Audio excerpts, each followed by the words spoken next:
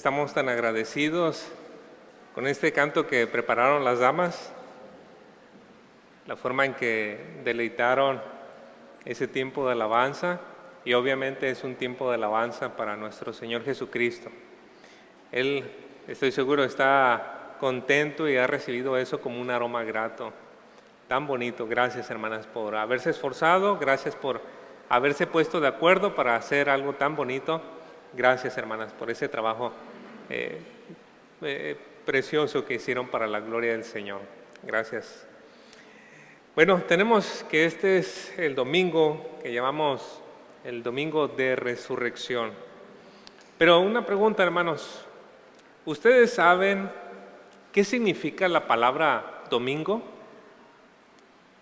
¿Cuántos de ustedes conocen el significado de la palabra domingo? Levante ahí su mano a ver si. Okay. Hay pocos en nuestra audiencia que conocen la palabra que significa día, el domingo. Cuando yo hablo con mis hijos y les digo, mañana es domingo, ¿qué día es ese el domingo? Y les digo, bueno, es el día de alabar a Dios. Ah, ok, sí, es el día de alabar a Dios. Para ellos se les ha quedado esta imagen que el día domingo es el día de alabar a Dios. Sin embargo, la palabra domingo tiene un significado muy especial. Es muy bonito escuchar a mis hijos, es el día de alabar a Dios, pero el día domingo también tiene un significado muy especial, y cuando fue agregado al calendario, eso fue una cuestión muy radical.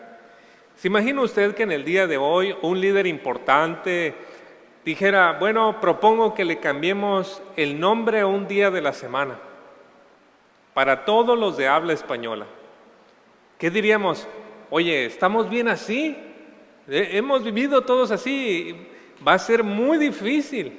Tendrá que pasar quizá toda una generación o 2 generaciones hasta que todos puedan adoptar ese nombre del nuevo día. Y sin embargo, así sucedió en el Imperio Romano. En el Imperio Romano, lo que hoy decimos que es el día domingo, el primer día de la semana, o en algunos casos hasta era el día 8 para los romanos, se le conocía o era el día del sol, el día en que se adoraba el sol. Y por eso en el día de hoy, los países que no alcanzaron la influencia del Imperio Romano cuando estuvo ya cristianizado, quedaron con ese que era el día del sol. Ustedes ya tendrán idea por qué en inglés es Sunday, porque no alcanzó la influencia del cristianismo a llegar a esta parte de los países cuando los bárbaros conquistaron lo que era el Imperio Romano. Pero nosotros, de lenguas románticas, sí alcanzamos la influencia de ese cambio. Y todo ese cambio empezó por una expresión popular de los cristianos, que en el día que había resucitado el Señor le empezaron a llamar el Día del Señor. Para los judíos cristianos, la semana se contaba como el Shabbat, era el último día, y luego Shabbat 1, Shabbat 2, Shabbat 3, hasta contar los días de la semana. Era el único día que tenía un nombre, el Shabbat, lo que conocemos el sábado. Pero al ser algo tan importante la resurrección de Cristo, empezaron a llamar al Shabbat 1 el Día del Señor. Y el apóstol Juan, recogiendo esa tradición, escribió en el libro de Apocalipsis 1:10, dice, estaba yo en el Espíritu en el día del Señor, el Shabbat 1, y oí detrás de mí una gran voz como sonido de trompeta. Debido a esta escritura y la influencia que empezó a tener cada vez más y más el cristianismo en el Imperio Romano, fue que pronto empezó a hacerse ese cambio del día del sol al día del Señor. Pero, ¿cómo es que se llama domingo? Porque resulta que el día del Señor en latín es dominica, y de ahí procede nuestra palabra domingo. Ustedes quizá conocen a alguna persona que se llame Domenico o Doménico. Bueno, proviene de ahí, el día del Señor. Y por eso todos los domingos, tal vez sin ser conscientes, estamos celebrando que Cristo resucitó. Pero este día en particular, estamos recordando que nuestro Señor resucitó. Nosotros celebramos días por eventos muy importantes o por personas muy importantes. Los romanos estuvieron dispuestos a cambiar su adoración al sol por algo tan importante como fue la resurrección de Cristo. Y me pregunto en el día de hoy si nosotros como cristianos estamos reconociendo la importancia de la resurrección de Cristo. Me pregunto si en el día de hoy estamos conscientes de la gran importancia de ese evento tan trascendental. Espero que en esto que pueda hablar la predicación del día de hoy, pueda hablar un poco acerca de la resurrección de Cristo y cómo la resurrección de Cristo es el fundamento de nuestra esperanza. Así que si usted tiene su Biblia, le invito por favor que me acompañe a 1 Corintios capítulo 15, versículo 12 al versículo 24. Y aunque a diferencia de en otras ocasiones expongo versículo a versículo, en realidad este pasaje va a sentar unas bases importantes para lo que quiero comunicarles con muchos otros pasajes de las Escrituras. 1 Corintios 15, del 12 al 24. Cuando lo tenga, si por favor me acompaña poniéndose de pie.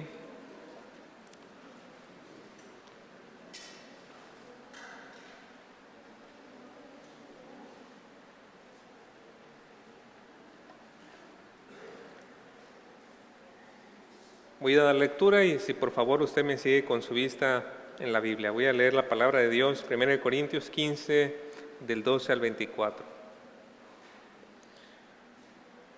Pero si se predica de Cristo que resucitó de los muertos, ¿cómo dicen algunos entre vosotros que no hay resurrección de muertos?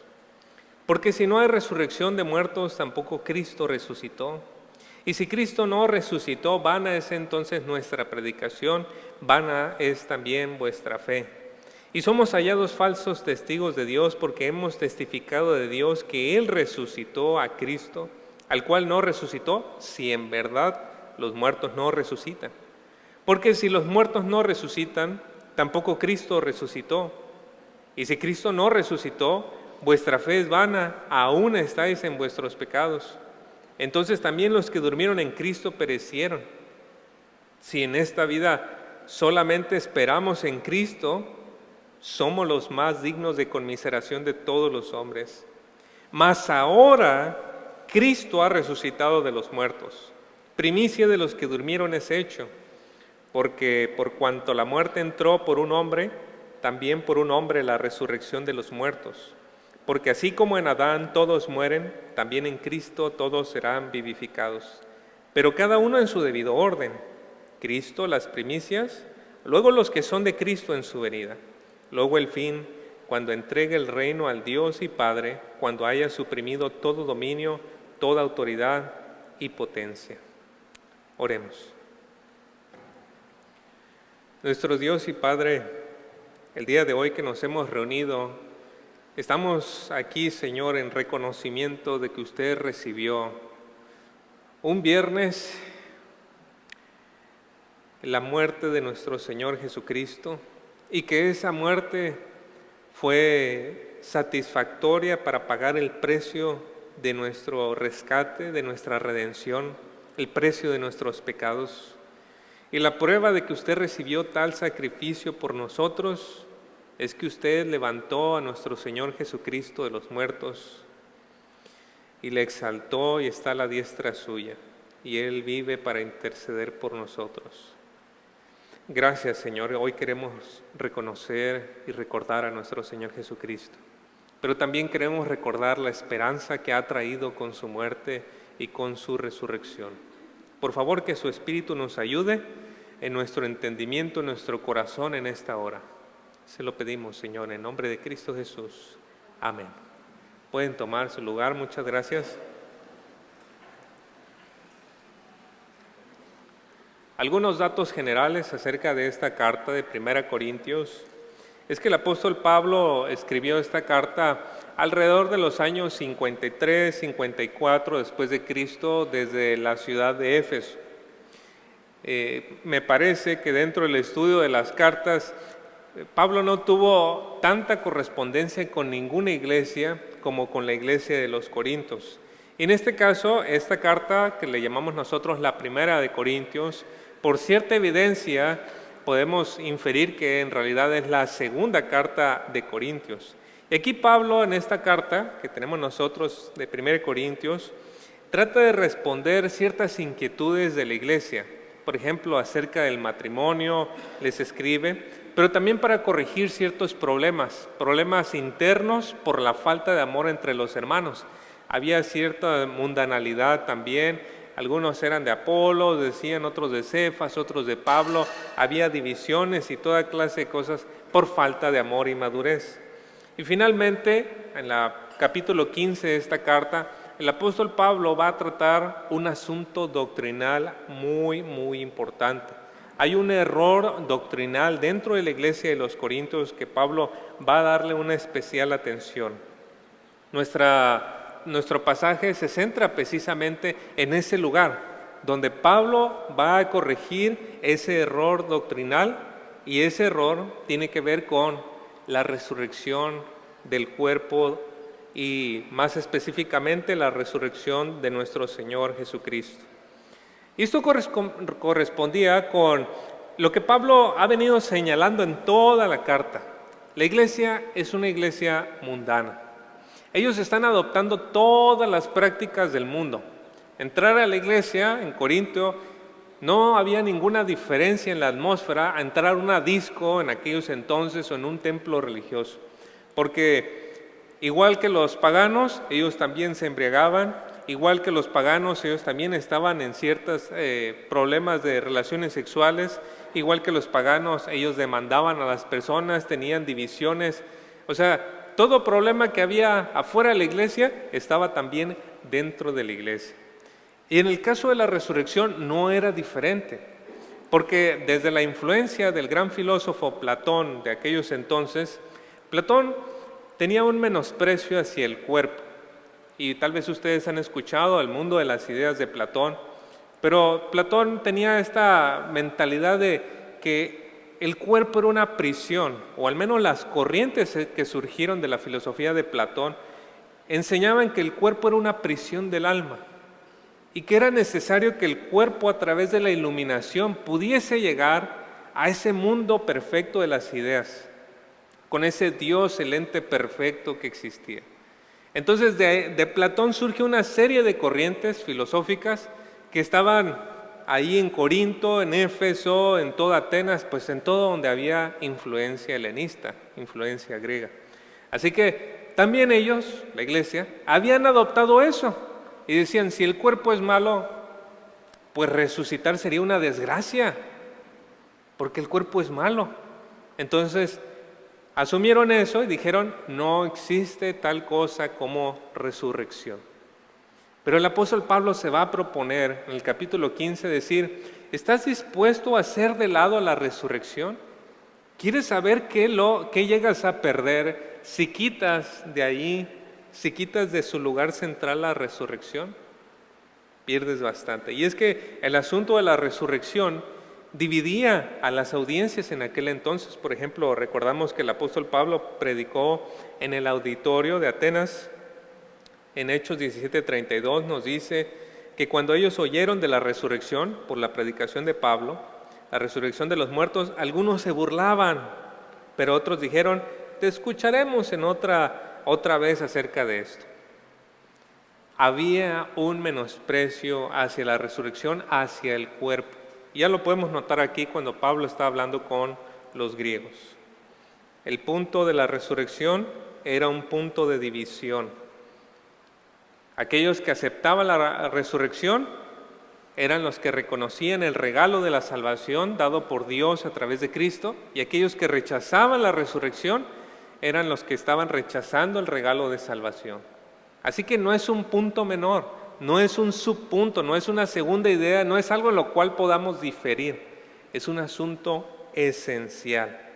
De hecho, cuando el apóstol Pablo le escribe aquí a los Corintios, en el capítulo 15, les dice que la resurrección es uno de los fundamentos de la proclamación del Evangelio. En 1 Corintios 15 leemos que dice, Pero yo os entregué en primer lugar lo mismo que recibí, que Cristo murió por nuestros pecados conforme a las Escrituras, que fue sepultado y que resucitó al tercer día conforme a las Escrituras. Ahí está, el fundamento. Esto fue lo que yo recibí y esto es lo que yo les comunico. Cristo murió por nuestros pecados, fue sepultado y resucitó al tercer día. Si a una silla de 3 patas le quitas una, no se puede sostener.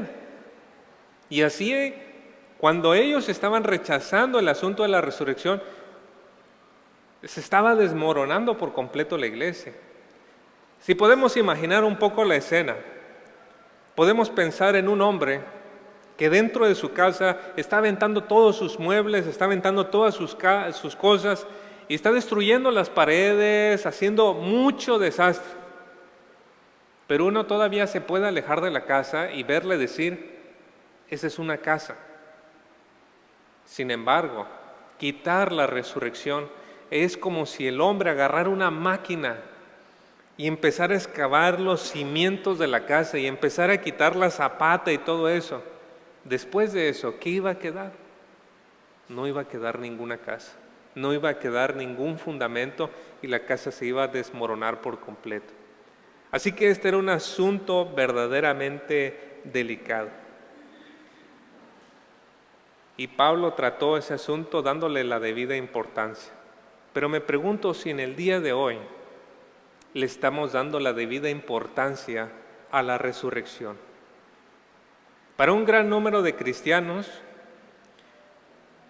aceptar que Cristo resucitó está bien, pero para muchos, hablar de una futura resurrección en el cuerpo no parece un asunto importante. Y es que hemos tenido, hemos adoptado, si puedo decirlo, esta idea de que morimos y nuestra alma se va al cielo y allí vamos a estar con Dios para siempre. Eso es cierto en cierta parte, en cierto tiempo. Si morimos ahorita, vamos a la presencia del Señor, como dijo el apóstol Pablo, ausentes del cuerpo, más presentes al Señor. Pero esa no es toda nuestra esperanza, queridos hermanos. Esa no es todo el plan de Dios para nosotros. No acaba ahí nuestra vida. No es tan fácil.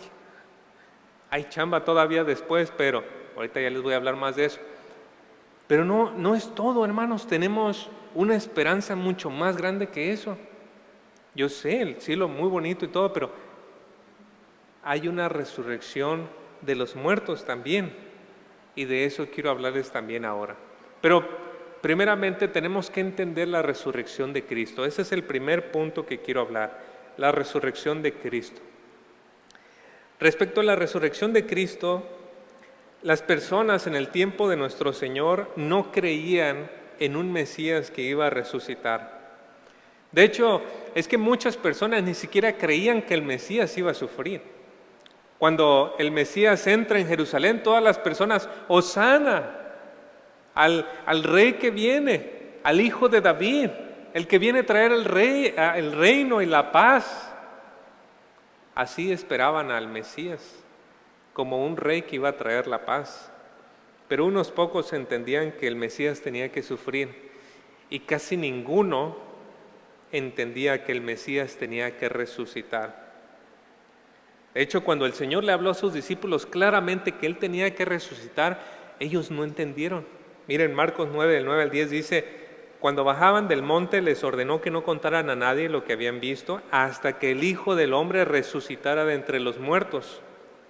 Y se guardaron para sí lo dicho, estos los discípulos, discutiendo entre sí qué significaría resucitar de entre los muertos. ¿Tú entiendes eso? No, pues no. El Mesías viene a reinar, ¿no? ¿Cómo resucitar? ¿Cómo está eso? No estaba en la mente de ellos que el Mesías tenía que resucitar. La secta de los llamados testigos de Jehová ha dicho que cuando Cristo resucitó, también dicen ellos que no resucitó corporalmente, sino que era un espíritu que adoptaba ciertas apariencias. Aducen esto al hecho de que nadie reconocía al Señor cuando Él resucitó. Pero nada puede estar más lejos de la verdad. Cuando el Señor resucitó, Él resucitó corporalmente. Cristo resucitó verdaderamente en su cuerpo. Y cuando los discípulos lo vieron, pensaron que era un fantasma. Sí, en eso sí tienen razón, pensaron que era un fantasma, pero Cristo les mostró las pruebas de que no lo era, que era su cuerpo realmente el que estaba vivo.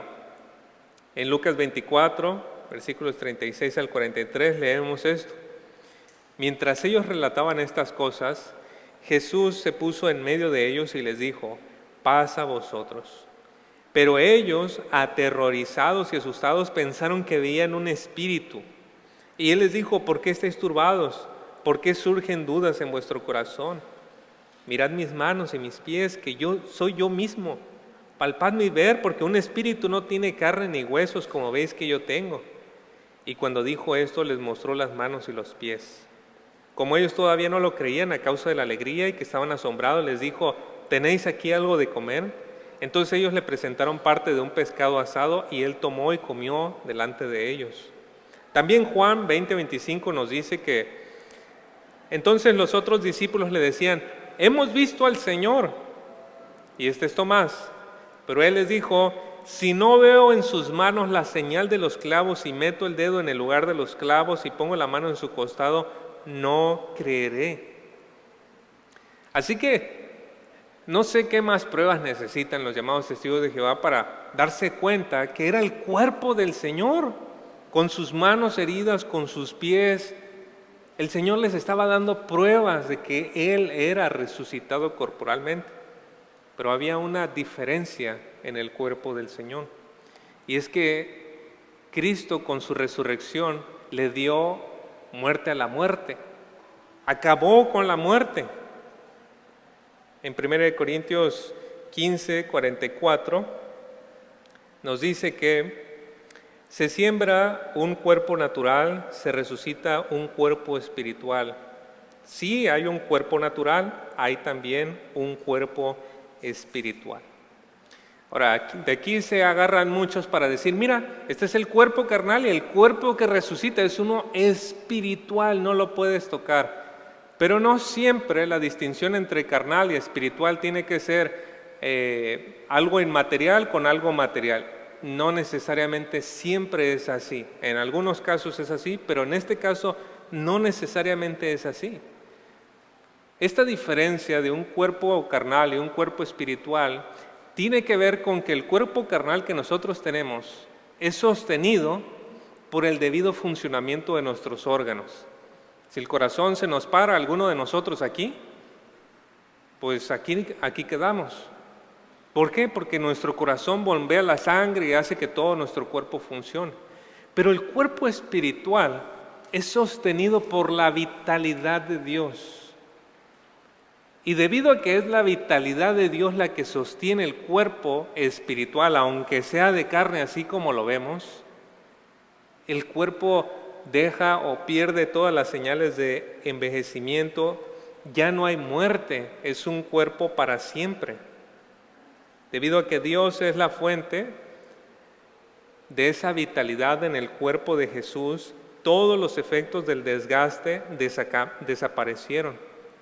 Nuestro Señor ya no tenía deterioro, ya no había oxidación, ya no había ninguna señal ni principio de muerte en Él.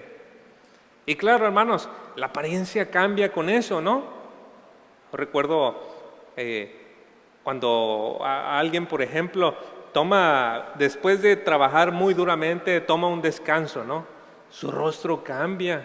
O cuando se van a otro lugar y esto y lo otro, cambia mucho la apariencia de las personas cuando logran cuidarse bien. Y hermanos, en el momento en el que nuestro Señor deja de tener el principio de muerte, de oxidación, pues ya no hay arrugas, ya no hay problemitas ahí en la cara, ya no hay nada de desgaste. Y por supuesto, pues la persona cambia bastante, ¿no? Así que cuando los discípulos ven y no lo reconocen, pues claro, no van a reconocer si cuando lo último que vieron era alguien desvelado, cansado, trabajado, en una cruz, lastimado, herido y todo, y lo ven con un cuerpo perfecto. pues sí hay bastante diferencia, irreconocible. Pues así fue la resurrección de nuestro Señor, sin desgaste, sin principio de muerte en Él. Y la resurrección de Cristo, más adelante, fue acompañada de gloria. Es decir, el Señor no solamente recibió su cuerpo sin principio de pecado, pero también nos dice la Escritura que Él recibió gloria.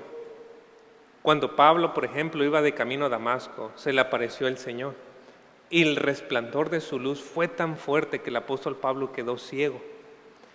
También el apóstol Juan nos dice en el libro de Apocalipsis que la ciudad, la nueva Jerusalén, dice, la ciudad no tiene necesidad de sol ni de luna que la ilumine, porque la gloria de Dios la ilumina y el Cordero, es decir, Cristo, es su lumbrera. Hermanos, una ciudad sin necesidad de sol, una ciudad enorme sin necesidad del sol, porque la luz de Cristo la ilumina. ¿Puede usted imaginar la cantidad, el destello de luz que debe de salir de la presencia de Cristo? Nuestro Señor recibió así no solamente este cuerpo perfecto, pero también gloria. Y partiendo de ahí, hermanos, es que podemos hablar de la resurrección de los creyentes. La resurrección de Cristo es la base de nuestra futura resurrección. 1 Corintios 15:20 nos dice: mas ahora Cristo ha resucitado entre los muertos, primicias de los que durmieron. ¿Qué significa la palabra primicias? Bueno, los agricultores, cuando iban a cosechar los primeros frutos de la cosecha, eran llamados las primicias.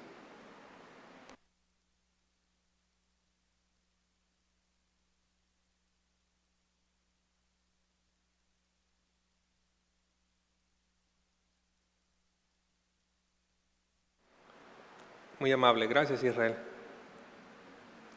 Cuando se cosechaban los primeros frutos eran las primicias, y las primicias eran la garantía de que iba a haber más cosecha. Está como si usted tiene algún arbolito, ¿verdad? Y ya empieza a dar fruto, ¿usted qué dice? Ya va a empezar la temporada, ya va a dar. Eso eran las primicias. Y Cristo es las primicias, debido a que Él resucitó. Él es la garantía de que va a haber futuras resurrecciones. Por eso Pablo en 1 Corintios 15:23 dijo que iba a ocurrir así. Pero cada uno a su debido orden, dijo. Cristo, las primicias, que no son dos grupos diferentes, sino el mismo Cristo, las primicias. Luego los que son de Cristo en su venida. Cuando Cristo venga, va a haber una gran resurrección. Primera de Tesalonicenses nos habla de eso, 4:16 al 17. Pues el Señor mismo descenderá del cielo con voz de mando, con voz de arcángel y con la trompeta de Dios, y los muertos en Cristo se levantarán primero. Entonces nosotros los que estemos vivos y que permanezcamos seremos arrebatados juntamente con ellos en las nubes al encuentro del Señor en el aire, y así estaremos con el Señor siempre. Cuando Cristo venga, seremos transformados. Aquellos que estemos todavía con vida y aquellos que no, serán despertados de la muerte y recibirán un cuerpo perfecto, donde ya no hay principio de muerte. No va a ser una resucitación para volver a morir, va a ser una resurrección para vida eterna. Apocalipsis 20 del 4 al 6 nos da un poco más de detalle cuándo va a suceder eso. También vi tronos, dice el apóstol Juan, y se sentaron sobre ellos y se les concedió autoridad para juzgar, y vi las almas de los que habían sido decapitados por causa del testimonio de Jesús y de la palabra de Dios, y a los que no habían adorado a la bestia ni a su imagen, ni habían recibido la marca sobre sus frentes ni sobre su mano, y volvieron a la vida y reinaron con Cristo por 1000 años. Los demás muertos no volvieron a la vida hasta que se cumplieron los 1000 años. Esta es la primera resurrección. Bienaventurado y santo es el que tiene parte en la primera resurrección. La muerte segunda, el infierno, si puedo ponerlo ahí entre paréntesis, no tiene poder sobre esto, sino que serán sacerdotes de Dios y de Cristo y reinarán con Él por 1000 años. Por favor, noten ustedes que en el plan de Dios está que nosotros reinemos con Cristo en la tierra por 1000 años. Antes de eso, la primera resurrección, la resurrección de todos los muertos y reinar juntamente con Cristo los 1000 años. Hermanos, nuestros cuerpos van a ser perfectos, sin principio de muerte, en semejanza al cuerpo de nuestro Señor Jesucristo. ¿Y sabe qué es impresionante también? Que nuestros cuerpos brillarán.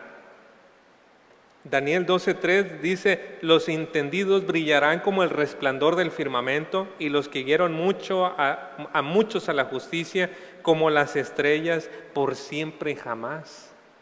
Seremos semejantes a Él. ¿Cómo? Hasta el apóstol Juan dice: no sabemos hasta que Él venga, pero vamos a ser semejantes a Cristo con estos cuerpos perfectos. Y usted quizá va a decir: oiga, pastor, ¿y nos vamos a reconocer cuando estemos ahí? Van a ser nuestros cuerpos, hermanos. Pues claro, nada más sin las arrugas, sin las canas, sin todas esas cosas. Y mire, vamos a echar a perder la industria de los cosméticos, hermanos, y todas esas cosas no van a poder contra nosotros. Porque Dios nos va a dar un cuerpo nuevo. Hermanos, es Dios quien dice estas cosas. Uno escucha y lee, por ejemplo, de los secta de los mormones, y cómo toda su futuro y toda su esperanza está basada en la imaginación de su líder José Smith, porque no tienen fundamento en las Escrituras. Pero nosotros, hermanos, nos basamos en la palabra de Dios. Son las Escrituras las que nos dicen: esta es nuestra esperanza. Y hasta aquí, hermanos, nos hallamos en el fin de una era que dará paso a una nueva era cuando Cristo venga para reinar. Los profetas Isaías, Jeremías, Ezequiel, una y otra vez dijeron: viene aquel día, aquel día. Y cuando ese día se estaba acercando, los apóstoles dijeron: es que si ya vino el Mesías, estamos en los últimos tiempos. El juez está a la puerta. Ya estamos a cosa de nada de que pasen las últimas cosas. El día del Señor, el día de Yahvé ya viene. Ya está aquí a las puertas. Pero lamentablemente, hermanos, nuestras creencias, las cosas que vemos en la palabra, han sido ridiculizadas grandemente por la gente del mundo. Hermanos, han colocado lamentablemente nuestra esperanza en la misma categoría que las películas de ciencia ficción. Como si la esperanza que nosotros tenemos pudiera ser la próxima película donde el protagonista es Tom Cruise o alguno de ellos. Y no es así, hermanos. Nuestra esperanza está basada en las Escrituras. Y podemos esperar que la gente se burle de nuestra esperanza y que crean que es ridículo que recibamos un cuerpo nuevo y todo, como lo hicieron con Pablo, pero como lo hicieron también en muchas otras ocasiones. El apóstol Pedro dijo en 2 de Pedro 3:3: ante todo sabed esto, que en los últimos días vendrán burladores con su sarcasmo, siguiendo sus propias pasiones y diciendo: ¿dónde está la promesa de su venida? Porque desde que los padres durmieron, todo continúa tal como estaba desde el principio de la creación. Hermanos, no nos escandalicemos si se burlan de nosotros. Noé fue un pregonero de justicia. Noé dijo: viene un diluvio. Y la gente, sí, se casaron y se dieron en casamiento. Y vino entonces el juicio de Dios. Pero nosotros tenemos una esperanza porque Cristo resucitó. Quiero empezar a concluir con esto. Nuestra vida se ve influenciada desde dos ángulos. Si alguien o por ciertas cosas del pasado. Por ejemplo, si alguien nos lastimó, si alguien hizo algo, o si alguien hizo algo bueno por nosotros, mucho de eso tiene que ver con la persona que somos en el día de hoy. Si nuestros padres nos ayudaron o no nos ayudaron, si nuestros amigos nos rechazaron, nuestros amigos nos aceptaron, mucho de eso tiene que ver cómo nos comportamos, somos, pensamos, mucho de ello tiene que ver. Pero a veces pensamos que solamente el pasado influye en nuestro presente, y la realidad es que no solamente es ahí. A veces el futuro influye más en nuestro presente que el pasado. Y tenemos que pensar, hermanos, ¿cuál es el futuro que nosotros tenemos? ¿Cuál es nuestra esperanza? Podemos, como creyentes, voltear atrás y cuando sentimos la culpa de nuestros pecados, voltear a ver la cruz de nuestro Señor Jesucristo y recordar que Él pagó allí nuestros pecados y que Él resucitó y Dios aceptó su sacrificio. Pero también podemos mirar hacia adelante y recordar que tenemos una esperanza. Y que cuando hay dolor, cuando hay tristeza, cuando hay dificultad, podemos decir, no es para siempre, porque en Cristo tenemos una esperanza. Y la pregunta es, ¿cómo debe afectar a la iglesia que vamos a resucitar de los muertos? Pablo le dijo a la iglesia de Corintio, en conclusión a todo lo que les había enseñado de la resurrección, les dijo, por tanto, mis amados hermanos, en vista de todo lo que les he enseñado de la resurrección, en vista de todo lo que los he guiado para que saquen lo mundano de ustedes, en vista de que las filosofías no dan una respuesta satisfactoria, sino la palabra de Dios, en vista de todo eso, estén firmes, constantes, abundando siempre en la obra del Señor, sabiendo que vuestro trabajo en el Señor no es en vano.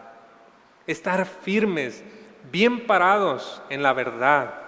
No dejes que la corriente de este mundo te lleve. No te adaptes a este mundo. Estate firme en la palabra de Dios. Constante, persevera. La carrera cristiana es una carrera maratónica. No es de 1 kilómetro ni 2, no es un sprint. Es perseverancia. Y finalmente abunda, crece, agarra más responsabilidades, toma más responsabilidad, sirve más al Señor, abunda. ¿Por qué? Porque el Señor va a mirar al final del día y te va a recompensar por cada cosa que tú hayas hecho. Esa también es nuestra esperanza. Por último, Juan dijo esto, y todo el que tiene esta esperanza puesta en Él se purifica así como Él es puro. Quiero dejarle eso y pensando, la esperanza que tenemos, hermanos, es una predicación, no alcanza ni a tocar ni las orillas de eso. Pero la esperanza que tenemos es muy grande. Es hermoso lo que Dios tiene preparado para nosotros. Hay que pensar en eso y que esa esperanza nos ayude a vivir una vida santa hoy. Oremos. ¿Cómo no estar agradecidos, Padre Celestial, cuando no solamente nos ha traído salvación de nuestros pecados, sino que ha prometido terminar por completo con el enemigo que es la muerte? Y entonces nosotros podremos decir, ¿dónde está, oh muerte, tu aguijón? ¿Y dónde, oh sepulcro, tu victoria? Porque con la muerte de Cristo ha sido dado muerte a la muerte. Oh Señor, gracias por la esperanza que tenemos. Y aun cuando en este tiempo, en esta época, en este cuerpo nos toca sufrir y pasar algunos momentos difíciles, ayúdenos a que nuestra esperanza nos dé aliento, que nos ayude a vivir una vida santa. Despídanos por favor con su bendición, Señor, en el nombre de Cristo Jesús. Amén. El Señor les bendiga.